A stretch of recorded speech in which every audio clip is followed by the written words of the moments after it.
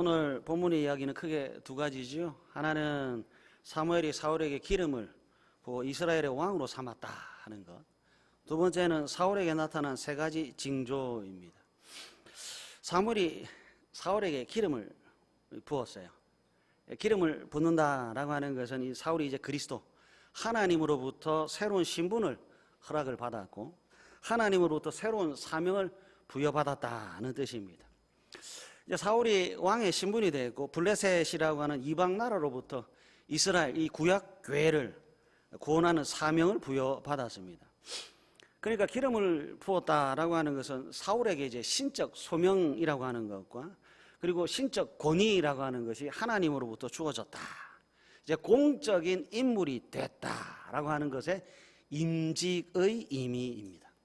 사울이 임직자가 됐어요. 어떠세요? 이제 사울이 왕이 됐으니까 행복할까요? 모두가 우러러 보는 자리에 이제 앉게 됐으니까 마냥 행복하고 웃을만 가득할까요? 사울이 왕이 돼서 행복하고 막 여기저기 다니면서 자신의 자랑을 하고 다녔을까요? 어땠을까요? 1987년에 제가 세례를 받았습니다. 그리고 2013년에 목사 안수를 받았습니다. 여러분들은 언제 세례를 받았는지 혹시 기억나세요? 여러분들은 언제 임직을 했는지 기억이 나세요? 기억이 안 나시는군요.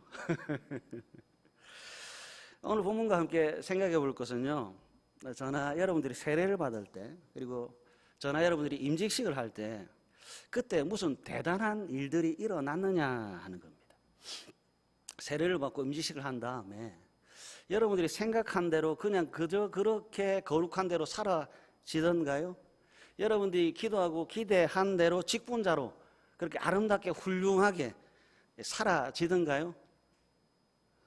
여러분들의 침묵은 도대체 무엇일까요?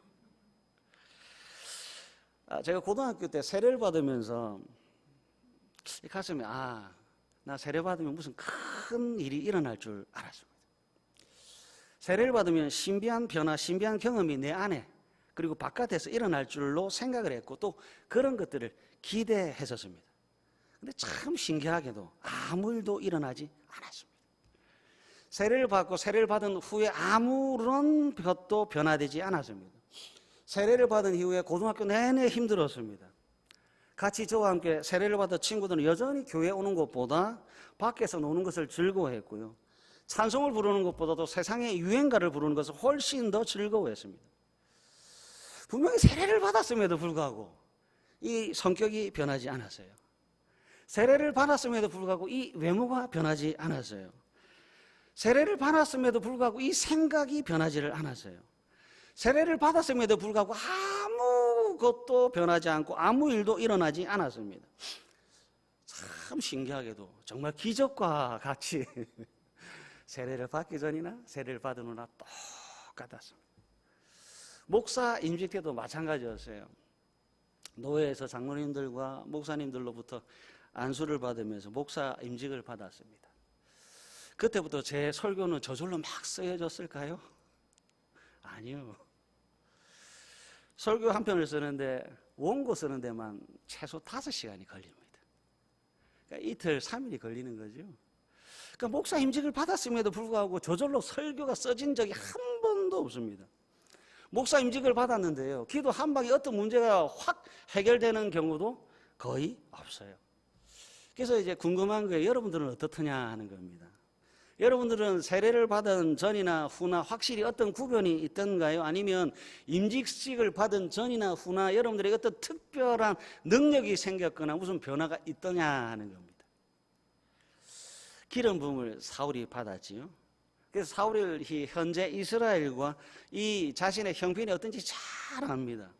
이스라엘이 어떤지 자신이 누구인지 잘 아는 거예요.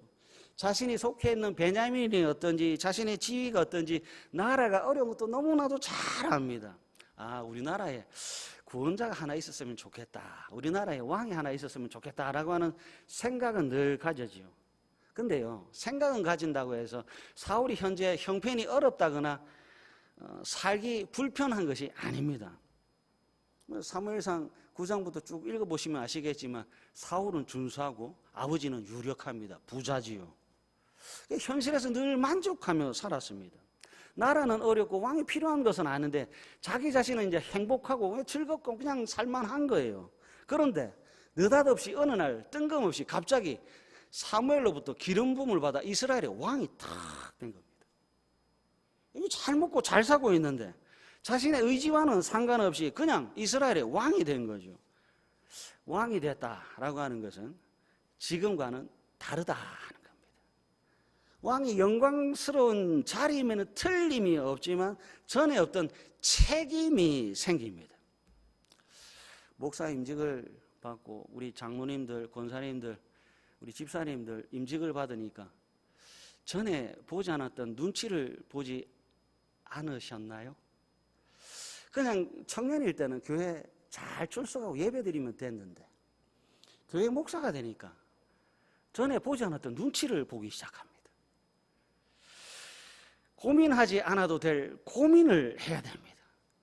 전에는 그냥 내 편한 대로 내 기준대로 살았는데 임직을 받고 세례를 받으니까 이제는 내 기준이 아니라 하나님의 기준대로 살아야 됩니다. 하나님의 기준대로 사는데 이 하나님의 길이 쉽지 않습니다. 목사의 길이 쉽지 않아요. 장로님들의 길이 쉽지 않아요. 권사님들, 우리 집사님들의 길이 쉽지 않아요.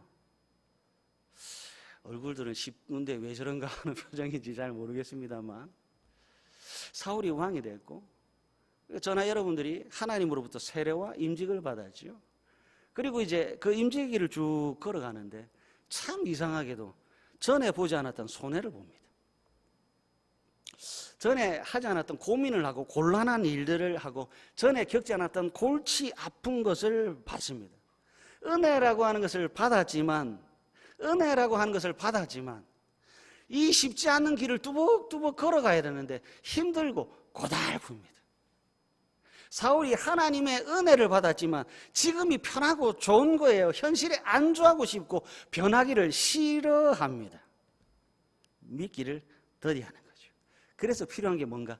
징조입니다.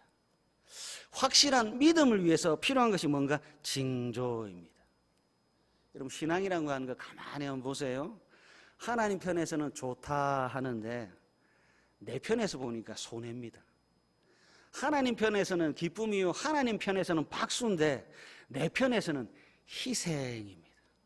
하나님 편에서는 영광인데 내가 바라모는 것에는 십자가가 탁 있는 거예요. 그래서 참 희한하지요. 옳지만 하기 싫은 것이 신앙입니다.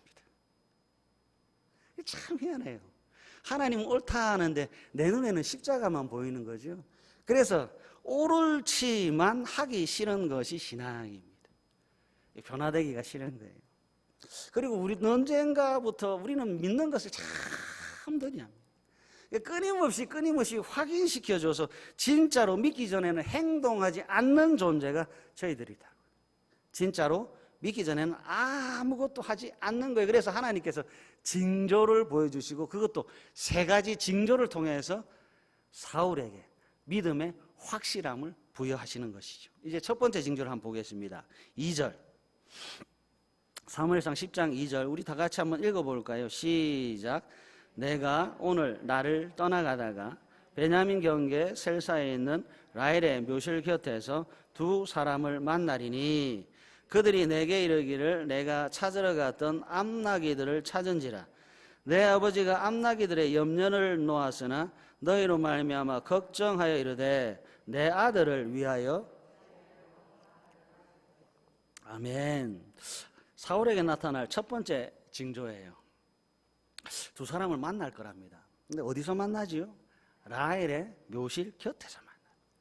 왜 하필 라헬의 묘실 곁에서 만날까요? 그 전에 여러분들은 이 성경에 기록하고 있는 라헬이 누군지 아시는지요? 성경 공부 잘하셨습니다. 주일학교 엘리트들 여기에 많으시네요. 야곱이 가장 사랑했던 아내가 라헬이에요.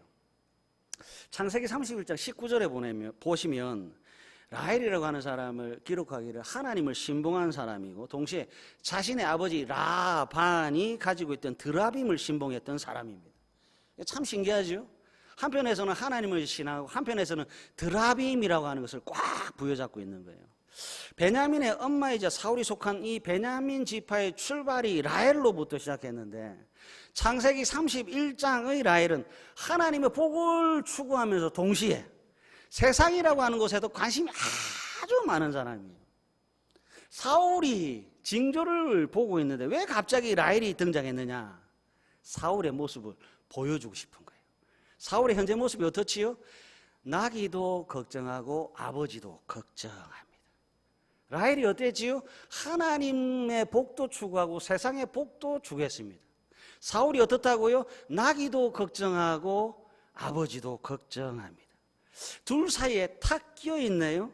그러다가 사울이 나기를 찾았습니다. 찾았다고 하니까 마치 사울의 노력처럼 보이는데 원어를 보니까요, 찾았다가 아니라 발견되다래요. 찾았다라고 하는 것은 내 노력인데 발견되다라고 하는 것은 내 노력이 아닌 거지요. 그래서 하나님께서 강조하는 건 뭐냐? 하나님의 강조점은 하나님께서 발견하게 하여 사울의 걱정과 고민이 사라지게 했다에 있습니다. 사울의 고민이 뭐였지요? 나귀에 대한 염려였습니다. 하나님께서 나귀를 발견하게 하셔서 사울의 가장 큰 고민을 해결하셨어요. 그래서 이제 첫 번째 징조를 통해서 하나님께서 사울에게 말씀하는 거죠. 나귀를 위해서는 이제 더 이상 걱정하지 말아라. 아버지를 염려하는 것처럼 하나님 아버지는 라헬과 같은 신앙이 아니라 온전한 신앙을 기대한다는 거지요.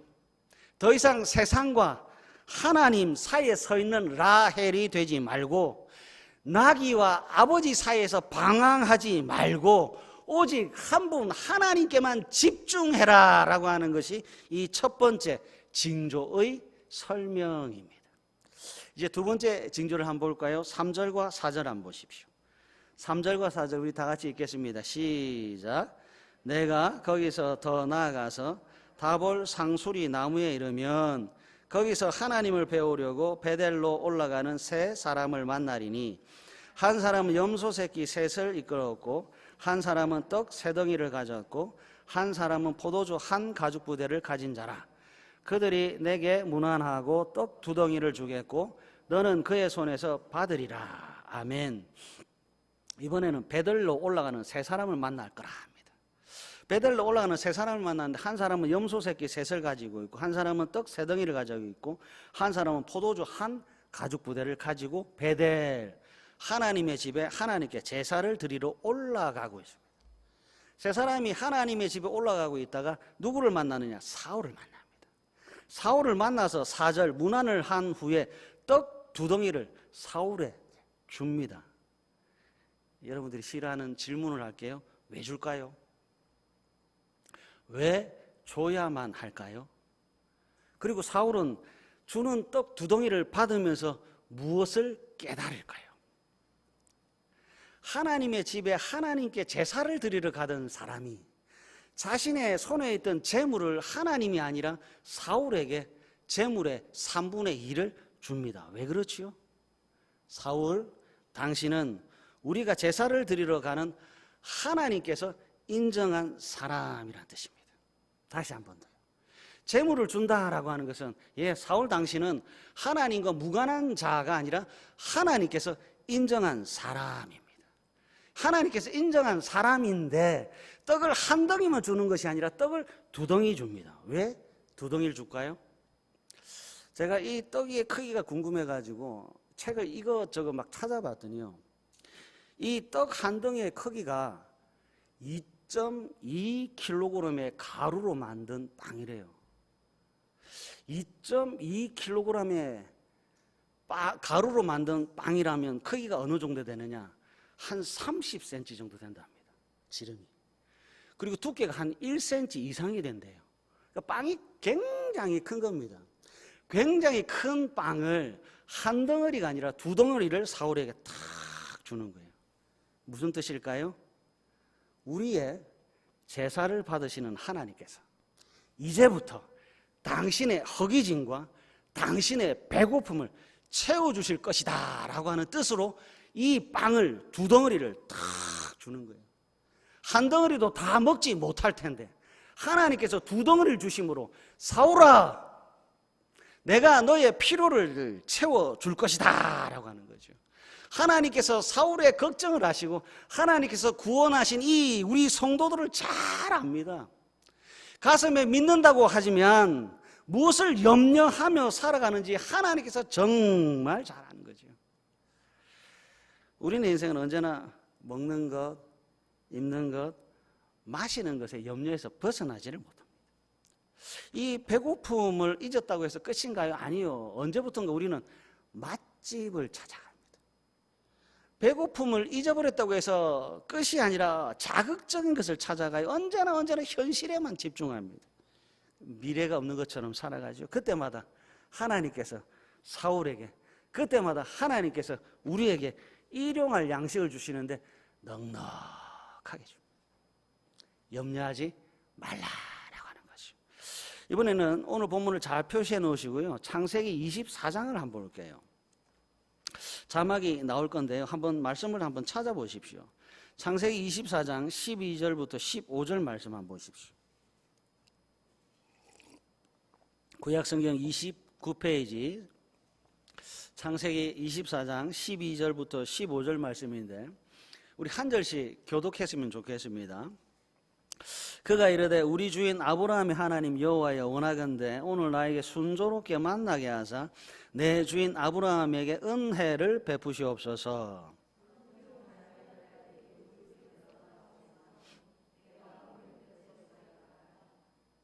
한 소녀에게 이르기를 청하건대 너는 물동이를 기울여 나로 마시게 하라 하리니 그의 대답이 마시라 내가 당신의 낙타에게도 마시게 하리라 하면 그는 주께서 주의 종 이삭을 위하여 정하신 자라. 이로 말미암아 주께서 내 주인에게 은혜 베푸심을 내가 알겠나이다. 말을 마치기도 전에 리브가가 물동이를 어깨에 메고 나오니 그는 아브라함의 동생 나홀의 아내 밀가의 아들 부두엘의 소생이라. 아멘. 아브라함이 아들 이삭의 아내감을 찾고 있어요. 그래서 종을 10절 보시면 메소포타미아 나홀의 성에 보내서 이삭의 아내를 데리고 오라고 했습니다. 문제는요, 어떤 사람이 이삭의 아내가 될지 모른다는 거예요. 그래서 보십시오. 12절. 그가 이르되 우리 주인 아브라함의 하나님 여호와여 원하건대 종이 기도합니다. 주의 종 이삭을 위하여 정하신 자를 달라고 기도를 하고 있는데 15절을 한번 보실래요? 말을 마치기도 전에. 제가 여러분들하고 확인하고 싶은 대목이 바로 이 점입니다. 15절을 보시고 대답해 주세요. 기도가 끝이 났나요? 기도를 하고 있는 중입니까? 예. 아직 기도가 끝이 나지 않았습니다. 기도를 하고 있는 중입니다. 그런데 말을 마치기도 전에 리브가가 물동이를 어깨에 메고 등장하더니 14절에 기도한 내용 그대로를 행동합니다. 그러면 보세요. 종이 이삭의 아내 리브가를 만나게 된 것은 종의 기도 덕분입니까? 아니면 이미 이삭의 아내를 준비하신 하나님 때문입니까? 대답해 주셔서 감사합니다. 아브라함의 종이 얼마나 기도를 간절하게 했는지, 얼마나 구구절절하게 기도했는지 저는 잘 모르겠습니다. 중요한 것은, 강조점은 기도가 채 끝나기도 전에 하나님께서 만나게 하셨다는 것에 있지요.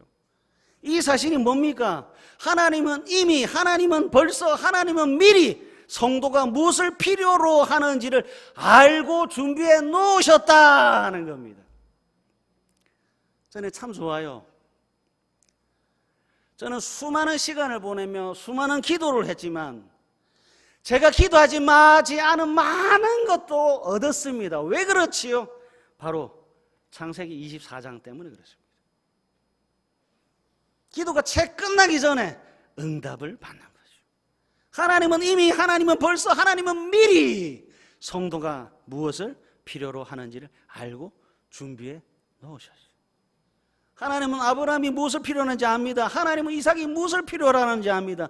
하나님은 종의 필요가 무엇인지를 누구보다도 잘 압니다. 그래서 기도하게 하셨지요. 그리고 이미 벌써 미리 준비한 것을 말이 책 끝나기도 전에 보여주셨지요. 그러면 마태복음 6장 31절과 32절, 그러므로 염려하여 이르기를 무엇을 먹을까, 무엇을 마실까, 무엇을 입을까 하지 말라. 이는 다 이방인들이 구하는 것이라. 그 다음은 여러분들과 함께 힘차게 읽었으면 좋겠습니다. 시작. 너희 하늘 아버지께서 이 모든 것이 너희에게 있어야 할 줄을 아시느니라. 아멘. 하나님께서 사울의 필요를 아시는 거죠. 하나님께서 저의 필요를 아시고 하나님께서 여러분들의 필요를 아시는 거죠. 무엇이 저에게 있어야 할지를 하나님께서 아시고 어떤 것이 여러분들에게 있어야 할지를 하나님께서 아시는 거죠. 그리고 주시는 겁니다.